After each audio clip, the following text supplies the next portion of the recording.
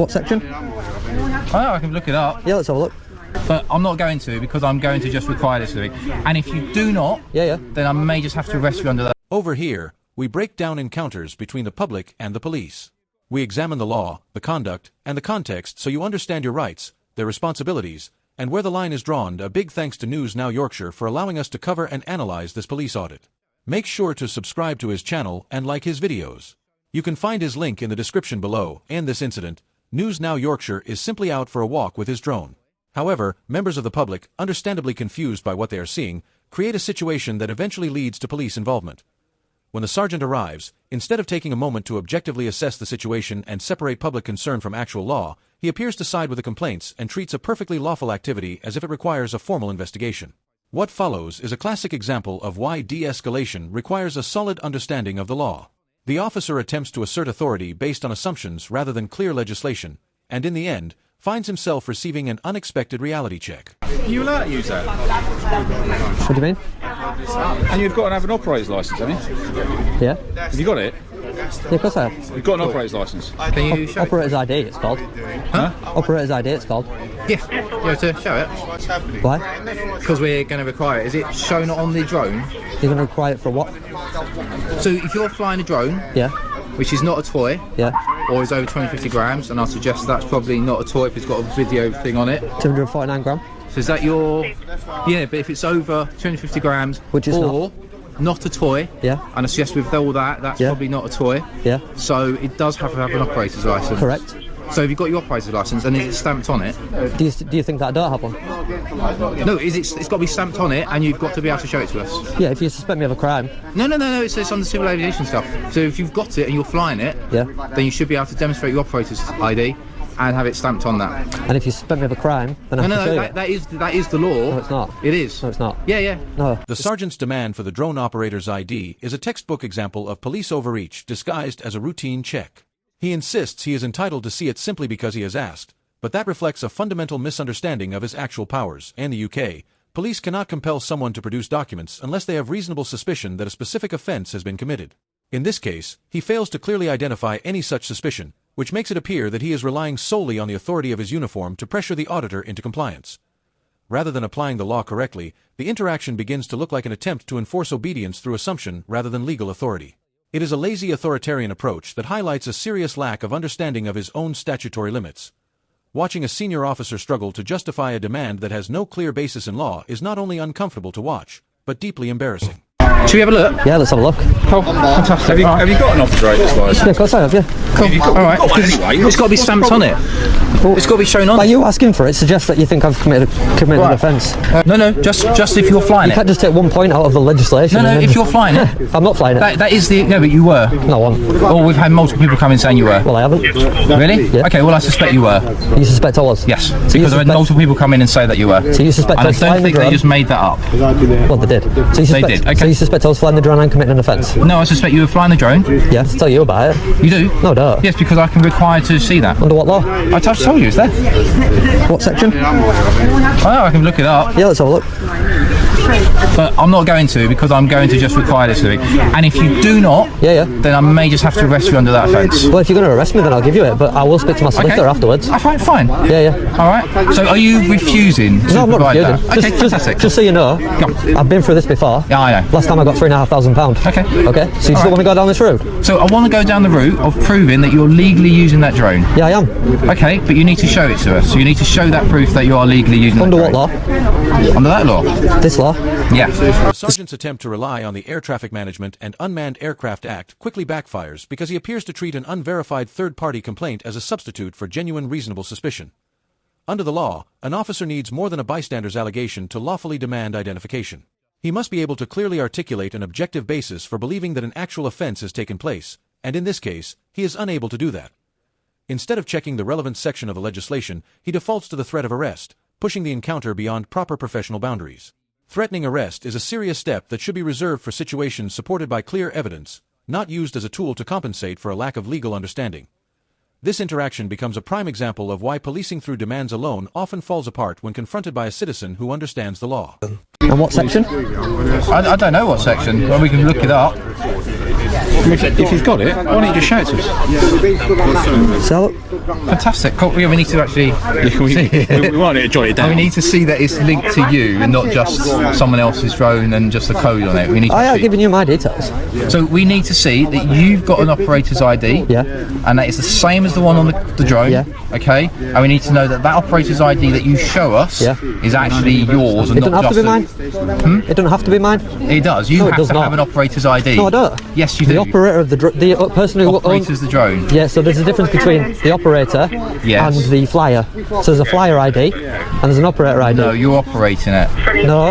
Yeah, I think No, we're getting no, into a semantic argument. no. There. You're operating it. The If you're- operator if is you're the person that owns controlling it. it. You're operating it at that point. The operator is the person that owns it. No. Yes. No. Otherwise, it'd be the owner. No. Operator is the person that's responsible for the drone, owns the drone, and you have a flyer. No. Yes, there's two different things. A flyer ID, operator Flyer ID. ID and operator ID are two separate things. Exactly. You're absolutely correct. Yeah. But an operator ID is from the person who's actually operating the drone at that time. that's not true. It's not the same as a flyer ID. That's not true. No, it's not.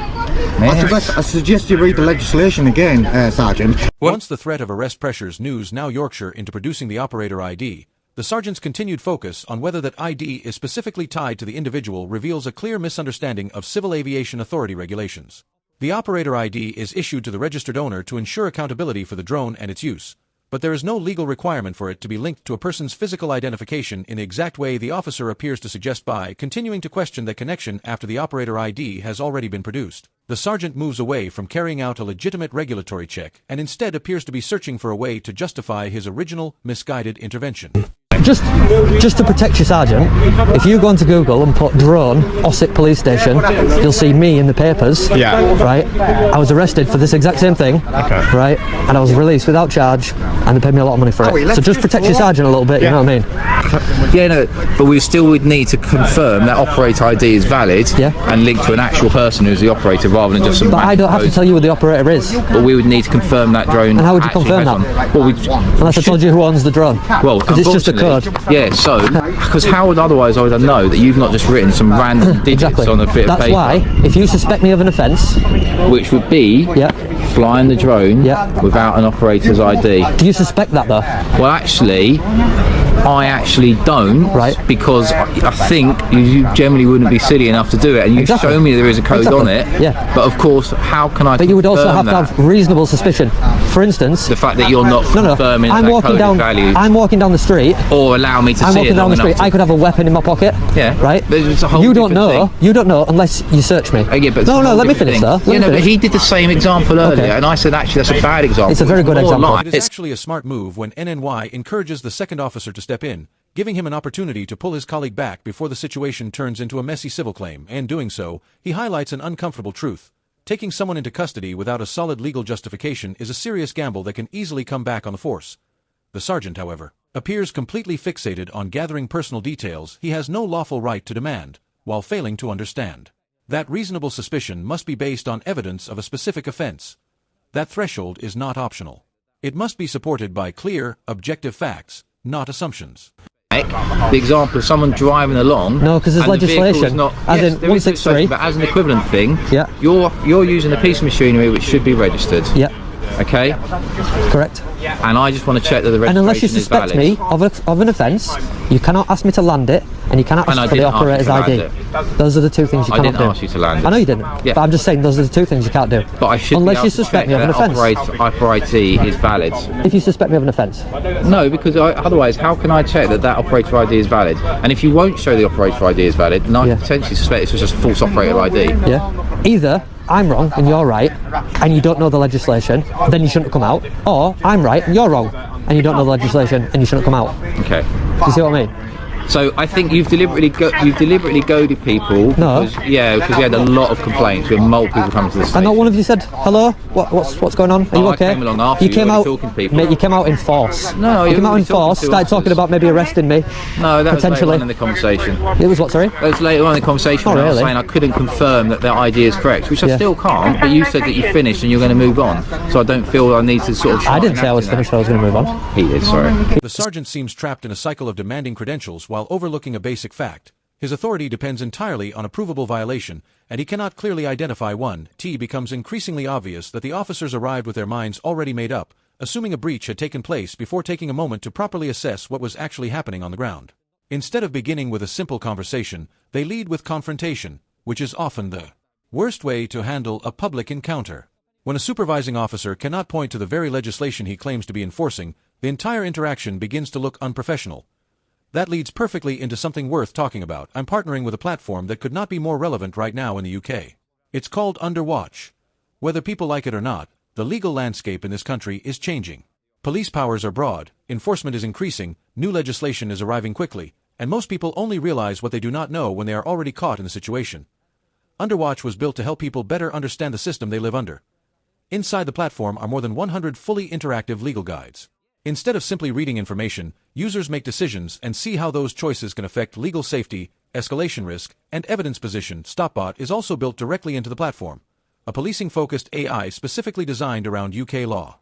It explains police powers and legal thresholds in clear terms, and in guide mode it works like a teacher, helping reinforce understanding so users are not left second-guessing themselves. There is also a daily UK policing news feed focused on real incidents, operational changes, and crime trends, along with exclusive deep-dive articles covering police misconduct cases, upcoming legislation, and what those changes could actually mean in practice. Then there are the protection tools, including a live drone safety map with NOTAM awareness, a civil claim checker to assess possible liability, a police complaint generator, a SAR request builder, and more features still being added. This platform is not built around outrage. It is built because confidence in policing in the UK is at a historic low, and people need to stay informed, prepared, and protected. T launches soon at an affordable monthly price. If you want to see it properly when it goes live, the Underwatch channel is linked in the description below. Because at the end of the day, police must have reasonable suspicion, and that standard matters. You have to have reasonable suspicion to suggest that I don't have an operator's ID. Yes, but the fact that you're refusing to provide the operator's ID... Before you ask. Before you ask. I did ask. No, before you ask, you have to have reasonable suspicion of an offence. Before you ask. Right. Not after you ask, not during the conversation, not just because I don't want to talk to you. Right. Before you ask, reasonable suspicion before you speak to the person. Unless they're driving a car and you've got 163, we can stop anyone for no reason. It's just an example, yeah. Okay.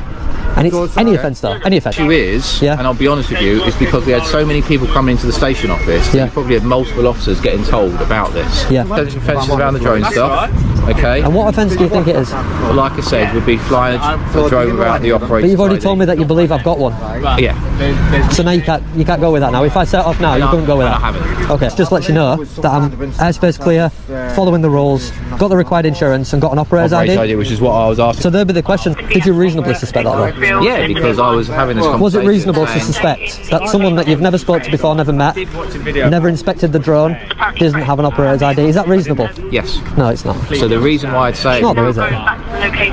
Go on. Right. The reason I say it's reasonable, I say the laws have recently changed and updated.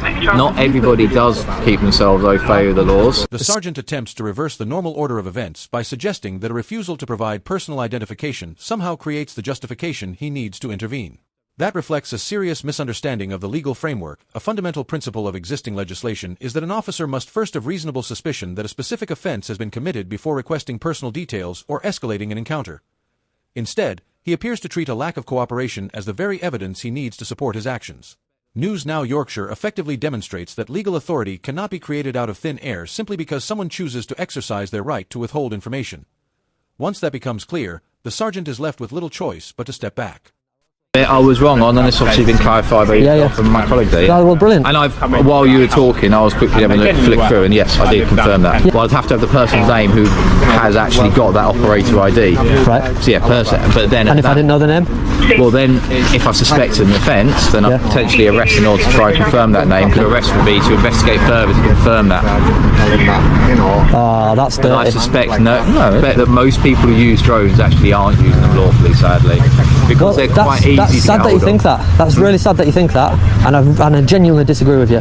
I really am genuinely offended, and I'm sure there will be many people online that are also offended. If you're being offended as a drone user, then I think there's elements of offence that you need to kind of reconsider. I mean, there's a massive community that will definitely disagree with you. I'm sure there's a massive and will be community. genuinely offended that a police sergeant thinks that the majority of drone flights are unlawful. So the National Police Chief Council have even said the majority of flights are lawful, and we want to facilitate those lawful flights, Analysis. but counter the unlawful flights. Yeah, fair This is enough. not an unlawful flight. I've not even taken off. Multiple people that said you were flying a drone. But you'd not seen it. Just because someone said it doesn't mean it's true. You should probably go speak to those people and say, why did you lie to me? Well, I've got no reason to say they did lie to me. However, we've discussed it with you, so we've bottomed out that. But I wasn't flying. Okay. So multiple people have told you I was flying, is that what you said? Yeah, unfortunately, yeah. So they've lied to you. You all need to shut up and get back in the station. Watching the supervising officer pull out his phone to double-check the law shows just how out of his depth he is in this situation. Someone in his position should already have a clear understanding of the regulations he is trying to enforce. Instead, it appears he is improvising in real time, seemingly hoping the person he is challenging will not recognize the gaps in his knowledge from the beginning. He operates under the mistaken belief that the drone flight itself must be unlawful, despite National Police Chief's Council guidance making it clear that this kind of activity can be perfectly legitimate when carried out within the rules. What makes the situation even more striking is that the member of the public who made the complaint may have been much closer to committing an offense by knowingly wasting police time through a false report. Rather than examining that possibility, the officer focuses his attention on a law-abiding individual while the person who triggered the unnecessary police response goes completely unchallenged, by eventually walking away. The sergeant effectively acknowledges that he never had the evidence needed to support his heavy-handed approach in the first place. This entire encounter is a perfect example of what can happen when officers rely on assumptions instead of facts.